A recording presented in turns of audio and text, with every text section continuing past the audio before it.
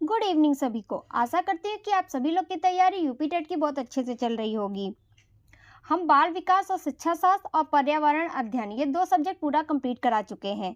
अब हम मॉर्निंग में 6 बजे मैथ की क्लास और इवनिंग में 7 बजे हिंदी की क्लास ले रहे हैं। तो अगर आप हमारे साथ यूपी टेट की तैयारी करना चाहते हैं तो हमारे चैनल को सब्सक्राइब कर लीजिए। आज हम देखेंगे विराम चिन्ह के एमसीक्यू टाइप्स क्वेश्चंस को जो पिछले 10 ईयर्स में यूपी टेट और सीटेट के एग्जाम में आए हुए हैं। पिछली वीडियो में हमने विराम चिन्ह की थ्योरी क्लास देखी थी और आज हम इसके एमसीक्यू टाइप्स क्वेश्चंस को देखेंगे। तो क्वेश्चन नंबर 1, निम्न में से विस्मक बोधक चिन्ह कौन सा है? ए क्वेश्चन मार्क, बी विस्मक बोधक चिन्ह है ये, सी पूर्ण विराम, डी अल्पविराम। तो सही आंसर होगा बी। ठीक है, बी सही है। क्वेश्चन नंबर 2, अल्प विराम कॉमा का मुख्य कार्य क्या है? वाक्य समाप्त करना, प्रश्न पूछना, समान पदों को अलग करना, आश्चर्य प्रकट करना। तो सही आंसर है सी, समान पदों को अलग करना। जैसे एग्जाम्पल में दिया है राम, सीता और मैं, तो यहाँ राम और सीता के बीच में क्या होगा? अल्प विराम। ठीक, क्वेश्चन नंबर 3 देखते हैं। सही वाक्य चुनो। क्या तुम आओगे तो क्या है? तो क्वेश्चन मार्क लगेगा, तो ये पहले ही गलत हो गया। क्या तुम आओगे ये सही हो सकता है। क्या तुम आओगे, यहाँ क्वेश्चन मार्क नहीं लगा है तो ये गलत हो गया। क्या तुम कॉमा कॉमा की मतलब अल्प विराम की कोई आवश्यकता ही नहीं है, तो आंसर होगा बी, क्या तुम आओगे। क्वेश्चन नंबर 4 देखते हैं। अशुद्ध वाक्य चुनिए। ए ओह विस्मक बोधक, मैं भूल गया। ठीक, वह आज आएगा। क्या तुम आओगे? अरे तुम कहाँ जा रहे हो? तो इसमें हमें अशुद्ध वाक्य चुनना है। तो देखो, ओ ये तीनों तो सही है, डी गलत होगा। अरे तुम कहाँ जा रहे हो, तो कहाँ है, तो यहाँ क्वेश्चन मार्क नहीं है। ठीक है, क्वेश्चन नंबर 5, वाह डैश कितना सुंदर दृश्य है। तो क्या लगेगा? विस्मक बोधक। तो हमारा कौन सा सही होगा? बी सही होगा। ठीक, क्वेश्चन नंबर 6 देखते हैं। उद्धरण चिन्ह का प्रयोग कब होता है? प्रश्न पूछने के लिए, किसी के कथन को दिखाने के लिए, वाक्य समाप्त करने के लिए, आश्चर्य प्रकट करने के लिए। तो सही आंसर है बी, किसी के कथन को दिखाने के लिए। क्वेश्चन नंबर 7 देखते हैं। कोष्टक का प्रयोग किसके लिए होता है? प्रश्न पूछने के लिए, अतिरिक्त जानकारी देने के लिए, सूची बनाने के लिए, वाक्य समाप्त करने के लिए। तो सही आंसर है बी, अतिरिक्त जानकारी देने के लिए। क्वेश्चन नंबर 8, क्या बात है? सही रूप क्या होगा?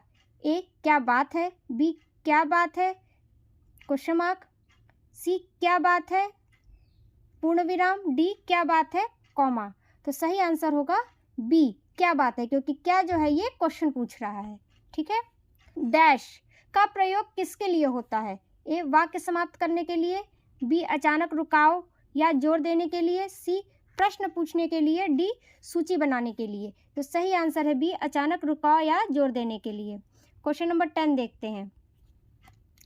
सेमीकोलन का प्रयोग कहाँ होता है? सेमीकोलन को क्या कहते हैं? अर्थ विराम। ठीक है, छोटे वाक्य जोड़ने में, दो स्वतंत्र वाक्यों को जोड़ने में, प्रश्न पूछने में, आश्चर्य में। तो सही आंसर होगा बी, दो स्वतंत्र वाक्यों को जोड़ने में। ठीक है, क्वेश्चन कोलन का प्रयोग होता है वाक्य समाप्त करने में, सूची या वितरण शुरू करने में, प्रश्न पूछने में, डी आश्चर्य में। तो सही आंसर है बी, सूची या वितरण शुरू करने में। क्वेश्चन नंबर 12 देखते हैं। अरे तुम यहाँ कैसे? इसमें कितने प्रकार के विराम चिन्ह हैं? 1 2 3 4। तो सही आंसर है 2। कौन कौन से? एक विस्मक बोधक, एक क्वेश्चन मार्क मतलब प्रश्न। क्वेश्चन नंबर 13 देखते हैं। निम्न में से किसमें उद्धरण चिन्ह का सही प्रयोग हुआ है? ए उसने कहा मैं आऊँगा, बी उसने कहा मैं आऊँगा। ठीक, यही हमको सही लग रहा है क्योंकि उसने कहा के बाद कॉमा भी है और उद्धरण चिन्ह में लिखा भी गया है। उसने कहा मैं आऊँगा, यहाँ कॉमा नहीं है इसलिए गलत है। उसने कहा, इसमें उद्धरण चिन्ह ही नहीं है इसलिए गलत है। ये पूरा अधूरा उद्धरण चिन्ह है इसलिए सही, तो बी सही होगा। ठीक है, क्वेश्चन नंबर 14 देखते हैं।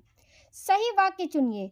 राम श्याम और मोहन आए। ठीक, इसमें अल्प विराम लगाना है, तो अल्प विराम इसमें लगा नहीं है तो गलती है। राम अल्प विराम श्याम और मोहन आए, तो ये सही लग रहा है। राम श्याम के बाद नहीं, राम के बाद ही अल्प विराम लगेगा, तो ये भी गलत है। ये दो अल्प विराम नहीं लगेंगे तो ये भी गलत है, तो बी सही है। राम अल्प विराम श्याम और मोहन आए। अब देखिए 15 देखते हैं। ओह, आश्चर्यजनक चिन्ह, यह क्या हुआ? Question mark. इनमें कौन कौन से चिन्ह हैं? तो केवल प्रश्नवाचक है, केवल विस्मक बोधक है, दोनों है, कोई नहीं है। तो इसमें दोनों है। देखो यहाँ पे विस्मक बोधक भी है और यहाँ पे प्रश्नवाचक भी है। ठीक है, तो यहाँ पे हमारे ये MCQ टाइप्स क्वेश्चन समाप्त होते हैं। अगर आपको वीडियो अच्छी लगी हो तो लाइक करिए, चैनल को सब्सक्राइब करिए, अधिक से अधिक शेयर करिए। मिलते हैं आपसे नेक्स्ट वीडियो में नेक्स्ट टॉपिक के साथ। तब तक के लिए ज्ञान सूत्र सीटेट यूपी टेट चैनल के साथ कम समय में पक्की तैयारी। Thank you.